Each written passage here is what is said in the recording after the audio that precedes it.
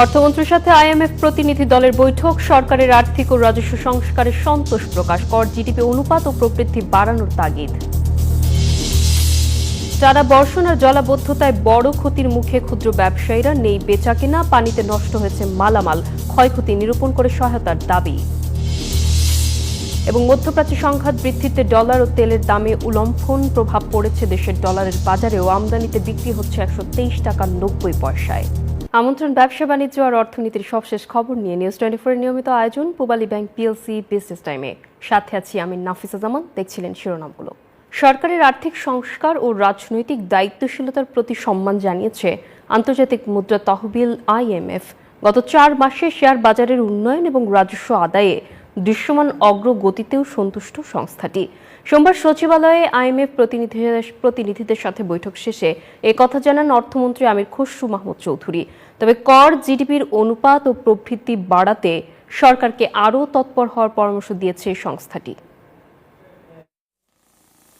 আন্তর্জাতিক মুদ্রা তহবিল আইএমএফ এর সাথে বিগত সরকারের 550 কোটি ডলারের ঋণ কর্মসূচি থেকে আনুষ্ঠানিকভাবে সরে এসেছে বিএনপি সরকার। আগের চুক্তির শেষ কিস্তি নিয়ে না ভেবে জনগণের স্বার্থে সম্পূর্ণ নতুন প্যাকেজ চালুর প্রক্রিয়া শুরু হয়েছে, যেখানে 3 বছরের জন্য সর্বোচ্চ 450 কোটি ডলারের নতুন ঋণ নিতে চায় বর্তমান সরকার। এরই ধারাবাহিকতায় সোমবার সচিবালয়ে আইএমএফ মিশন প্রধান ইভো ক্রুজনারের সাথে বৈঠক করেন অর্থমন্ত্রী আমির খসরু মাহমুদ চৌধুরী। বৈঠক শেষে মন্ত্রী জানান, বাংলাদেশের আর্থিক খাত, রাজস্ব সংস্কার ও শেয়ার বাজারের অগ্রগতিতে সন্তোষ প্রকাশ করেছে আইএমএফ। এই পর্যন্ত যে অগ্রগতি হচ্ছে বাংলাদেশের অর্থনীতি, তারা এটাতে সন্তুষ্ট। সেটা আর্থিক খাতে যে সমস্যাগুলো আছে, শেয়ার বাজার, ক্যাপিটাল মার্কেটে যে বিষয়গুলো আছে। মন্ত্রী বলেন, দেশের সামগ্রিক অর্থনৈতিক পরিস্থিতি বিবেচনায় অগ্রাধিকারের ভিত্তিতে ক্রমান্বয়ে সংস্কার বাস্তবায়ন করা হবে। আইএমএফ এই সিকুয়েন্সিং নীতিতে সায় দিয়েছে। বাংলাদেশের অর্থনীতির প্রেক্ষাপটে, বাংলাদেশের জনগণের প্রেক্ষাপটে, দেশের প্রেক্ষাপটে কোনটা কখন করব, এটা আমরা একটা সিকুয়েন্সিং ওইভাবে যাবে, তারা সম্মতি হয়েছে। এদিকে বাংলাদেশ ব্যাংক বলছে, ব্যাংক ব্যবস্থা সংস্কার, রাজস্ব আয় বৃদ্ধি এবং ডলারের দাম বাজার ব্যবস্থার উপর ছেড়ে দেওয়ার মতো সংস্কারগুলো একটি চলমান প্রক্রিয়া। আইএমএফ এর দৃষ্টিতে আমরা কমপ্লায়েন্স বলতে হবে, তো সেক্ষেত্রে এই শর্তগুলো পরিপালিত অলরেডি ইতিমধ্যে হয়ে গেছে বলে আমরা বলবো, আর বাকিগুলো চলমান রয়েছে। এই চলমান এই স্ট্যাটাস দেখে যদি আইএমএফ ঋণ দেওয়ার ক্ষেত্রে আগ্রহ প্রকাশ করে, অবশ্যই বাংলাদেশ ব্যাংক বা বাংলাদেশ সরকার এটা গ্রহণ করবে। আগামী অক্টোবরে বিশ্বব্যাংকের বার্ষিক সভায় ঋণ কর্মসূচির বিষয়ে পরবর্তী আলোচনা হবে বলেও জানিয়েছে কেন্দ্রীয় ব্যাংক। আবি আব্দুল্লাহ, নিউজ 24, ঢাকা। টানা বর্ষণ আর জলাবদ্ধতায় বড় ধরনের ক্ষতির মুখে পড়েছেন রাজধানীর ক্ষুদ্র ব্যবসায়ীরা। কারওয়ান বাজার থেকে শুরু করে নিউ মার্কেট, এলিফ্যান্ট রোড ও আশেপাশের ব্যবসা প্রতিষ্ঠানগুলোতে ব্যাহত হচ্ছে স্বাভাবিক কেনাবেচা। দোকানে পানি ঢুকে নষ্ট হয়েছে মালামাল, ক্রেতা না থাকায় বেচাকেনাও নেমেছে তলানিতে।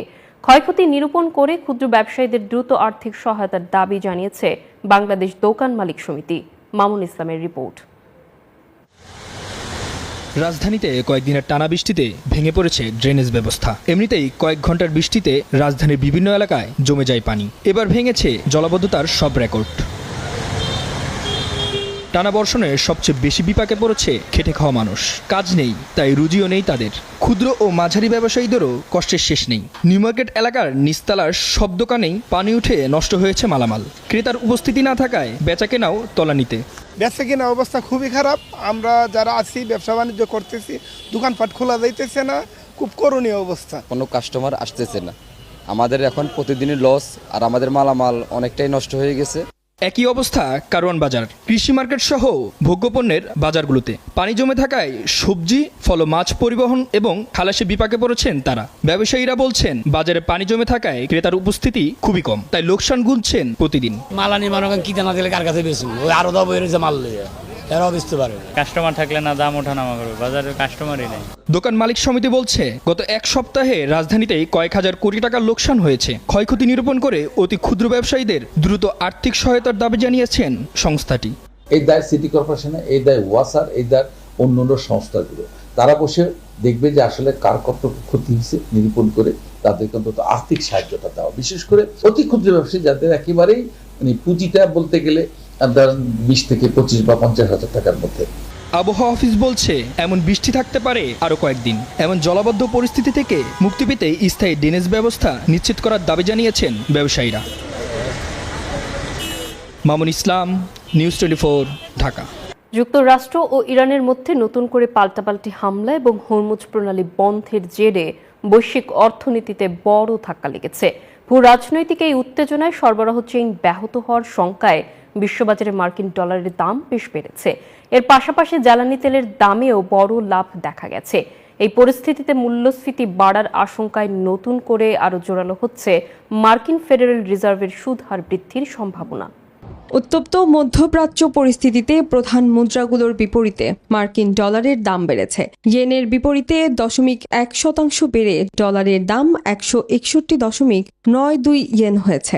এছাড়া ইউরো ও পাউন্ডের দাম কমলেও সার্বিকভাবে ডলার সূচক বেড়ে পৌঁছেছে 101.07-এ।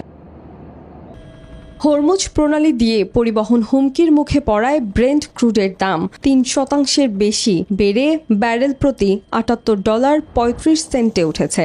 পাশাপাশি WTI ক্রুড বেড়ে দাঁড়িয়েছে $73.62। তেলের সরবরাহ প্রতিদিন 41 লাখ ব্যারেল বাড়লেও তা যুদ্ধপূর্ব সময়ের চেয়ে 94 লাখ ব্যারেল কম।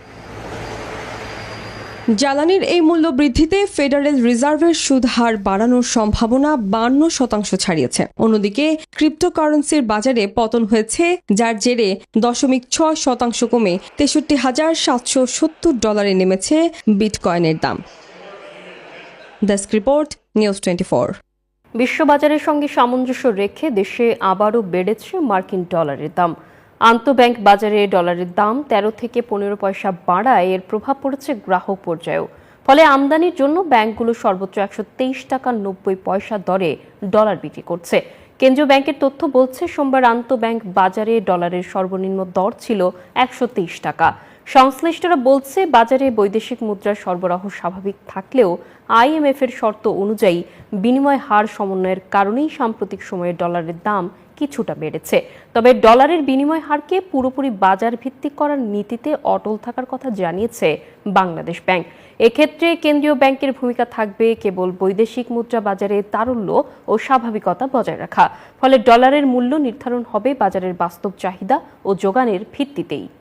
বাংলাদেশ ব্যাংক এক্সচেঞ্জ রেটে নির্ধারণের ক্ষেত্রে কোনো ইনফ্লুয়েন্স আরোপ করবে না। আমরা দেখব যে বাজারে কি ধরনের ডলারের চাহিদা আছে, সেই চাহিদাটা যাতে তার চাহিদার সাথে সামঞ্জস্য রেখে যাতে যোগানটা ঠিক থাকে। নামতে শুরু করেছে উত্তর পূর্বাঞ্চল ও দক্ষিণাঞ্চলের বন্যার পানি, তবুও কমেনি বন্যা কবলিত মানুষের দুর্ভোগ। ফসলের জমি ও মাছের ঘের পানিতে তলিয়ে যাওয়ায় ক্ষতির মুখে পড়েছে সাধারণ মানুষ। ফিশারি থেকে কোটি টাকার মাছ বানের পানিতে ভেসে গেছে। এদিকে হবিগঞ্জে তলিয়েছে 15,000 হেক্টর জমির সবজি ও ফসল। চরম হতাশায় দিন পার করছেন এসব মানুষ। প্রশাসনের কাছে সহায়তার দাবি ক্ষতিগ্রস্ত পরিবারগুলোর। গত এই ডাকটা পানি আছিল, এখন 2 কমছে। গড়ের মাঝে সাপ আছে, এখন গড় মাঝে হাদা, এখন গড় যাইতে গেলে অনেক টাকা পয়সা দরকার। মানুষের তোমার যে ফসলাদি করছিল কয়েক কোটি টাকার সবজি নষ্ট হয়ে গেছে, অনেক কাঁচা গড় বাড়ি তলায় গেছে, ভাঙে গেছে, মানুষ অনাহারে আছে। রাজবাড়ীতে চলতি বছর পাটের আবাদ লক্ষ্যমাত্রা ছাড়িয়েছে। পাট কাটা ও জাগ দেয়ায় ব্যস্ত সময় পার করছেন কৃষক। তবে উৎপাদন খরচ বাড়ায় ন্যায্য দাম নিয়ে চাষিদের কপালে এখন চিন্তার ভাঁজ। সরকারের পক্ষ থেকে পাটের যৌক্তিক মূল্য নির্ধারণের দাবি চাষিদের। কৃষকদের লোকসান কমাতে সহায়তার কথা বলছে কৃষি বিভাগ। রাজবাড়ী থেকে মিঠুন গোস্বামীর পাঠানো তথ্যচিত্রে বিস্তারিত। আষাঢ় শ্রাবণের বৈরী আবহাওয়া উপেক্ষা করে মাঠ থেকে পাট কাটায় ব্যস্ত সময় পার করছেন কৃষক। তবে এবার উৎপাদন খরচের টানাপোড়েনে পাট জাগানো নিয়ে দুশ্চিন্তায় কৃষক। চাষিদের অভিযোগ, গত বছরের তুলনায় এবার বীজ, রাসায়নিক সার, সেচ এবং আঁশ ছাড়ানো শ্রমিকের মজুরি বেড়েছে কয়েক গুণ। কিন্তু ন্যায্য বাজার দর না পাওয়ায় হতাশ তারা। সারের দাম, ওষুধের দাম, জোনের দাম, তারপরে দোয়ার দাম, নানান দিক খরচ। এক পাইপুই পাট কাটতে দেখতে 6,000 টাকা, তারপরে 2-3 রাখতেছে 500 টাকা সব। এই সরকার নেট দিয়েছে 2500 টাকা, তাহলে কৃষক যাবে কোথায়?